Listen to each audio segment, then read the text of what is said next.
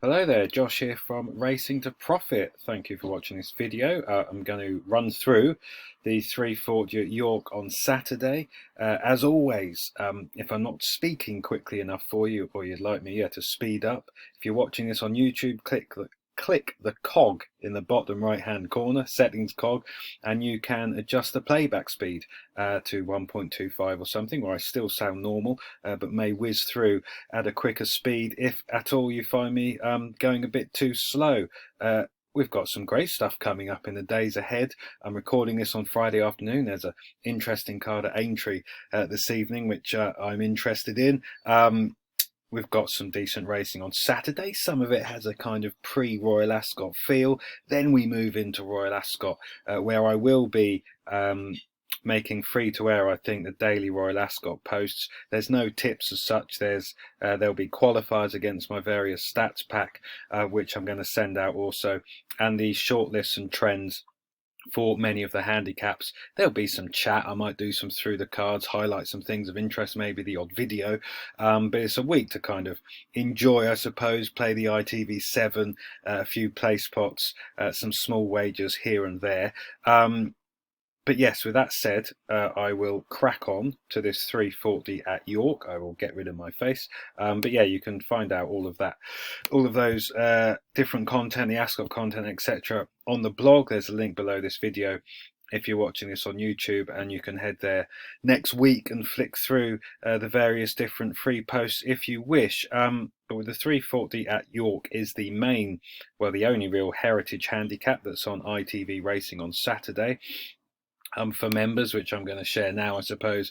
As always, every week I pull together any stats or trends for the heritage handicaps. Normally try and find at least kind of two trends races. This Saturday, there's not really the field sizes for any of the other handicaps to bother with. So I've just focused on the 340 at York, which is a handicap for horses aged 3 years old. 3-year-old only handicaps wouldn't normally be the kind of feast of choice, generally because they're packed with thoroughly unexposed types, but more on that in a minute. I did have a look in Horse Race Base at some historical 12-year stats and trends pointers. And yeah, there's various different things you might want to note down there, if you so please. Pause, whatever you do, whatever. A couple of things to flag, I suppose. Stalls 1 to 8 have done quite well in this race, as you can see there. 9 and higher, 3 from 138, 25 places over the last 12 years. I would need to have a look at some of the York handicaps this season to date, especially on good to firm, and whether low drawn has been favoured or it's just simply wherever the pace is. But that might be of mild interest as a way to shortlist, I suppose. Plenty had arrived in form with 2 or 3 places in handicaps, and had finished top 2 at least once on their last 3 starts. So, there's a few different pointers there. And of some interest, especially as I jump over to the race car, 6 of the 12 winners, 6 from 54 runners, 16 places, plus 48 Betfair starting price, so plus £48 if you'd put £1 on each of them, had ran at the Newmarket Roley Mile course last time out, or the Newmarket Roley course last time out. And given the sample size, that's interesting, and you'll see when I dive over to the race card in a minute on Gigi's. There's one race in particular which a few ran in, which is working out okay, and maybe that's the race to focus on as the prep for this. Those trainers that had 3 or 4 runners in the race, that's one of those ideas of, if you chuck a lot of mud, if you've got kind of 3 or 4 runners, does that indicate you're actually chucking a fair bit of mud and hoping it sticks? There's the odd trainer that's done that in this race, I think, so that might be of some mild interest or not. Those that ran in a listed race last time out, you can see there, Haydock and York haven't traditionally been good pointers as prep tracks for this race last time out, but of course small enough samples. A trainer to note is Tim Easterby, who appears to target this. He's won 3 of the last 12 renewals, 3 from 15 runners, 6 places. He's got a couple in this race, and maybe they, on the basis of that, are worth a closer look. You can see those other trainers that have won this at least once in the period as well. Applying the trends, I run these through Horse Race Base, and these shortlists have been doing well. The shortlist of 7 well, kind of long list, short list, depends what you view a short list as. Last week's dash, the 7, which my trends fired out, did highlight the winner at 33s into 25s. Sadly, my lucky pin didn't land on the bugger, but one of my readers did and actually tipped him in the comments, so well done him. And yeah, they've found the winners at Victoria Cup and a few at York and a few others. They've done quite well at highlighting big price placed horses and winners. So these trend shortlists are a useful kind of starting point and way in. And I suppose they give you a kind of 7 horses here of which you could start to look through if you so wanted. And that's, of course, if the trends of my stats, my unique approach holds up. And there's a kind of shorter list of 5 there. So is the winner on this list of 7 or list of 5? Hopefully that will be the case. Those that are drawn 1 to 8, you can see there, Show Along, First Folio, Fight the Pilot have been drawn traditionally in the good place. And then we've got the trainers to have won this race in the previous 12 years with runners. Sky Runner, you've got the 2 for Tim Easterby there. The red symbols, if that's confusing you, I use horse race based ratings, the top 3 rated H1, H2, H3, and GG speed ratings, top rated G1, second rated G2, third rated G3 in any given race. That just helps give a bit of ratings context, I suppose, to the horse within said race, and is simply added information to use in any way you please. So that's some stats and trends, which you might want to pause, note down, do whatever you want with, including the trainers and the trend shortlist and everything else there. Let's jump over to the race card, should we? So first of all, let's just look at the Instant Expert, should we? This is in GG's Gold, as always. There's a link below this video. You can be a free registered user and get access to a load of free tools, or you can sign up special Royal Ascot offer, I think, 45 days access for £7. So if you like finding your own winners, definitely worth giving a go. Let me click on Instant Expert. Let me start with all. Now, the important thing to remember with Instant Expert, this is looking at what horses have done. You know, winning form in conditions. Here we're dealing with a 3-year-old only handicap. Most of these horses generally haven't run many times in their life. They're all open to natural improvement simply by growing up, maturing, facing new conditions possibly for the first time, getting better with racing, getting better with experience. So horses in terms of proven, been there and done it conditions are only useful only take you so far, I suppose, a dashboard like this. In my mind, the likes of the Instant Expert are more useful with handicaps open to horses 4-year-old and older. And as always, I would generally say the fewer unexposed horses in handicaps, the better. But of course, we're now looking and staring at the only heritage handicap on Saturday, which is all generally unexposed, could be anything types. But you can see there, do with this what you please. That's with proven winning form in all race types in good to firm ground, which it looks like it's going to be. The class, obviously, there's a couple there proven in class 2, including a Tim Easterby horse, maybe of interest, proven at the course as well. 7 Brothers proven at the course. That's winning form. I can look on placed form. Again, you can see that there. I can look at handicaps. Now, there's going to be lots of grey here because a fair few of these are making, well, some of these are making handicap debut. I should say, if I jump over to these stats, what did there was something about runs in handicaps. Yeah, those making handicap debut, so 0 runs in handicaps, 0 from 35, 4 places in the last 5 years. So that might be of interest. Again, small enough samples, but useful information possibly nonetheless. So yeah, they're the kind of place stats.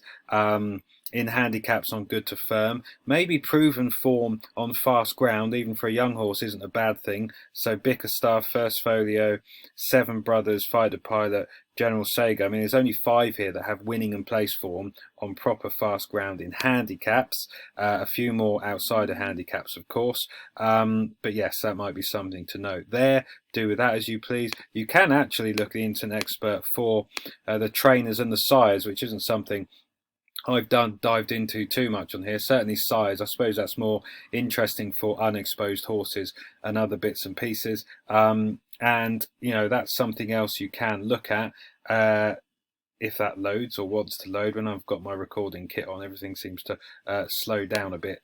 But let me leave that while that's loading. Hold on a second.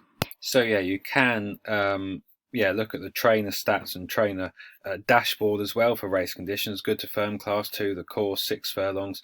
That's something. Well, hold on.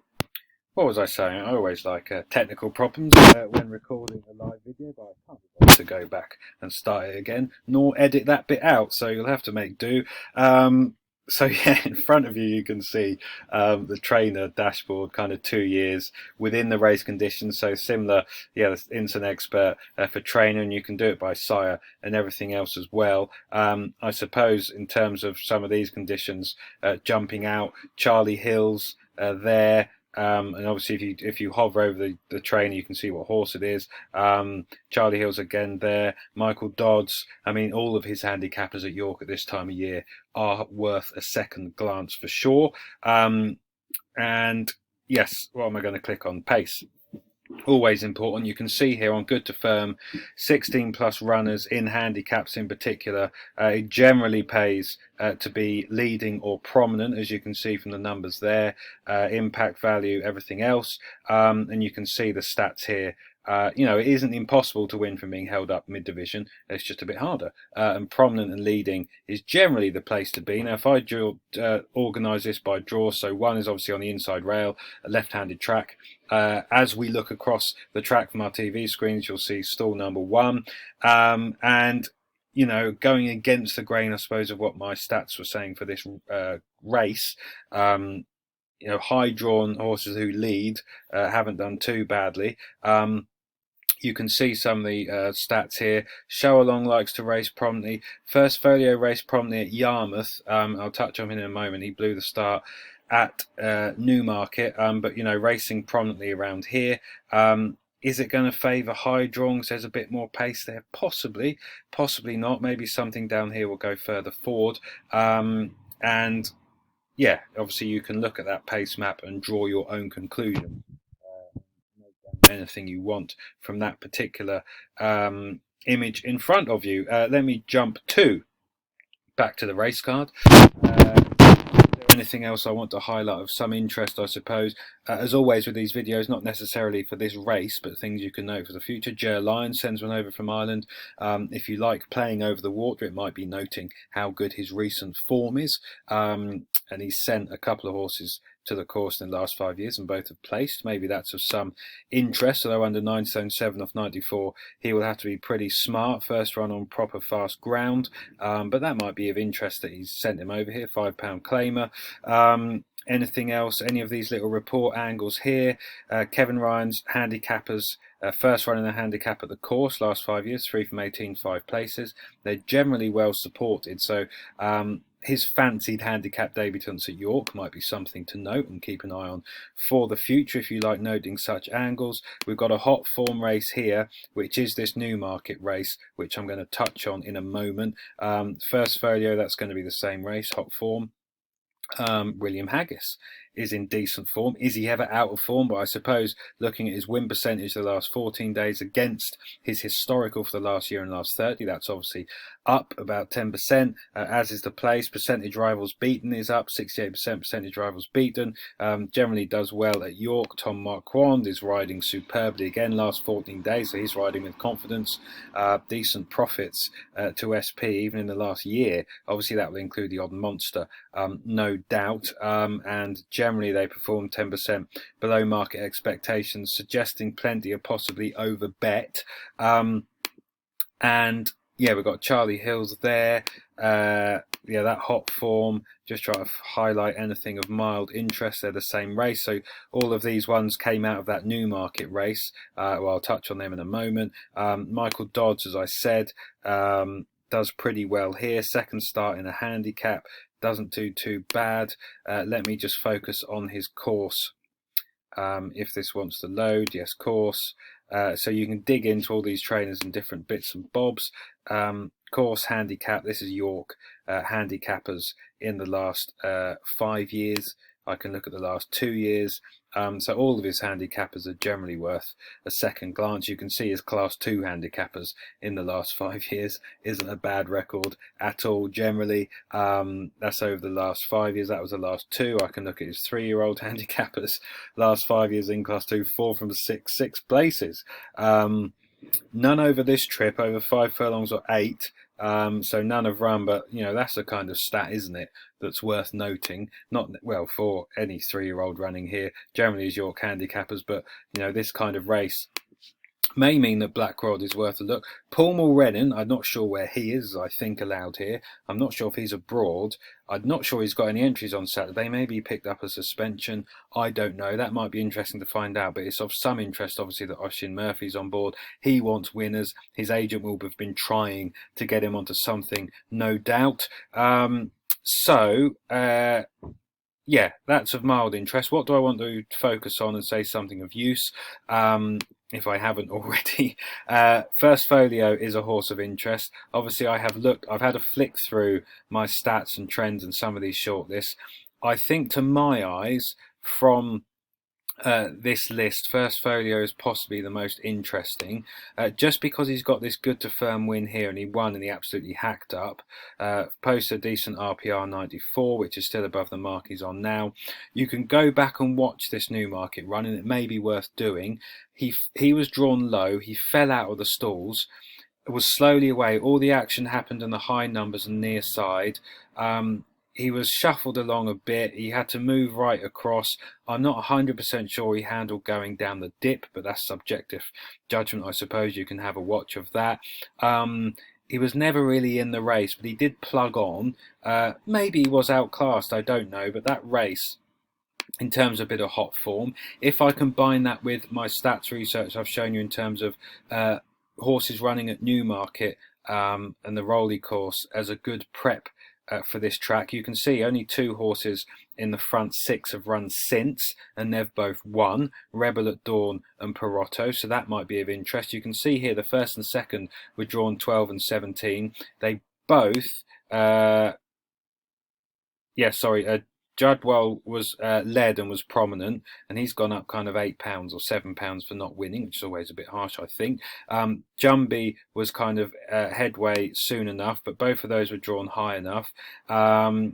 Perotto did well of those drawn low, and has since, like I said, come out and won again. So did First Flow. So of those drawn low, he didn't do too bad, especially given he fluffed the start. Apparently he got upset in the stalls, so maybe that is a run you can just kind of write off, although you wouldn't want him to be doing that again. But the race has worked out well. He ticks a fair few pointers, as I've said. Good to firm ground clearly isn't a problem. Maybe is that preferred? It's certainly, he did come over from France. It's certainly his best run over here in 2 starts, of course, limited evidence, but was on fast ground, so that's clearly not a problem. He's generally been consistent. I think he'll race prominently if he starts properly. He was close up and led going easily at Yarmouth, so maybe he will kind of tow the low horses along and stay there. So yeah, that's of interest. He's of interest given all those various things I've said, including the stats, the trends, that Newmarket run, which do go and watch it back. There's obviously a fair few in this who have come out of that race also. Show Along has to be of interest because Tim Easterby has a good record in the race. He bolted up last time. Some of his form's working out fairly well. The question with him is, and the unknown, is the fast ground. Now, was this effort a thirst because he needed the run and it was 5 furlongs on fast ground, and that might have been a bit too quick for him, and will this 6 furlongs on fast ground be ideal, or was he fit there? And actually, given he won on soft here, he's hardly most of his best or all of his wins have had cut in the ground, so the going is a question for him. I suppose you then build that into the odds, but he hasn't exactly done much wrong. He likes winning, he races prominently. It looks like he stays based on some of this form down here. He may even improve for the step up in trip. He was doing all of his best work late at Chester. I think it's very much about what kind of ground conditions he's best on, but Tim Easterby clearly has a good record in the race. David Allen looks to have picked because he would have had the chance to ride Easterby's other one in this, Barney's Bay, I assume. The likes of Durran Fenterman, Famous Last Words. He could have a better course record, but does have winners, and obviously the racing here is generally competitive. But then you've got the likes of Fahey's up in class. Lots of these, they're better form, including the Dodds horse. Good to Firm Ground is a complete unknown for the Dodds horse, but is it actually what he's always wanted now, and he's going to bounce out and improve for it? That could be the idea of looking at the sire. So I can look at the horse here, I can jump into sire, I can click on the going for the sire. So 11% overall on flat turf. Is that going to be higher or lower on Good to Firm? Pretty similar. So, you know, does have winners on fast ground. So not impossible that he actually improves for it. It's a bit of an unknown. If he didn't run well, you would use going as an excuse. But if he does run well, maybe the Good to Firm will be a reason for improvement. That was his first start after a break, so maybe we can excuse him that. He does need to step up and needs a bit more, but at least he's won. Track leaders, and like I said, I showed you those Dodds stats for the track and handicaps here, so maybe he's of some mild interest. With Oisin Murphy booked, who's 1 from 3 on the for the yard, he's riding at the top of his game, as you can see by the stats there. He rides York fairly well. So on and so forth. So maybe, having said that, what else should I touch on? Jadwal, he might race prominently again. He's gone up £7 for not winning. Was he advantaged by his running style and his high draw in that Newmarket race? Will First Folio, if he doesn't get upset in the stalls, his draw get away better? Will he do better and finish closer or ahead of the Hills horse this time? Possibly. You've got the Haggis horse here, who doesn't tick any stats and trends as such, but that's not necessarily a bad thing. They're only ever a guide, of course. Don't use them to be put off a horse if you really like them. But again, everything's got the odd question here. Everything's open to masses, to a fair bit of improvement, especially in conditions. Plenty of inform horses. Not a race to go mad on, but as always, you like me might be sat on the sofa watching ITV Racing and may want, you know, a couple of quid here and there on this race for interest, or something for the ITV7 or the play spot, you name it. So maybe I've said something of interest there. Like I said, having had a quick flick through my stats, trends, this race card, First Folio would be of interest to me, I think. Show Along for the reasons stated, but a slight ground niggle. Black Rod of interest because of the Dodds stats. A complete ground unknown, which is more of a niggle. If he'd raced on Good to Firm a couple of times and hadn't done anything, that would be even more of a concern. Maybe he'll improve for it. Maybe go and watch some videos. Maybe try and judge his knee action. Maybe does he have a low cutter action? Does his front knee bend over and smack the ground really hard, which would indicate Good to Firm may not be ideal. But if Connections are running him here, that would suggest they don't think it's a problem.